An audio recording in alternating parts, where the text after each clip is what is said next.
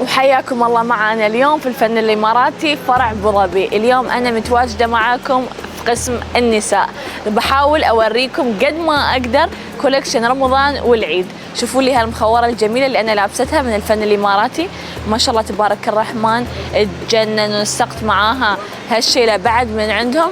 السعر خرافي، بدال 350 درهم هالجمال كله على 175 درهم بس، والشيلة على 35 درهم بس. شوفوا لي الشغل حتى على أطراف الشيلة، وشوفوا لي بعد عندهم ألوان عديدة منها. شوفوا لي كيف هاللون يجنن، والقطعة ثقيلة. بما أن رمضان هالسنة بيكون في الشتاء، فحاولنا قد ما نقدر نوفر لكم كوليكشن مناسب للشتاء. وشوفوا لي هالجمال، شوفوا لي هالعباية اللي نسقتها مع المخورة، ما شاء الله تبارك الرحمن اتجنن. بعد من الفن الإماراتي، عبارة عن سنجل شيفون مع تور عليه فصوص كامل. العباء ب 175 درهم بدال 345. شو تتريون؟ تعالوا وتقموا لكم عباء مع مخورة. وحبيت أذكركم قبل تنسون أن الفن الإماراتي ما عندهم بس جاهز، عندهم تفصيل بعد، يعني تيون تختارون اللي تبونه.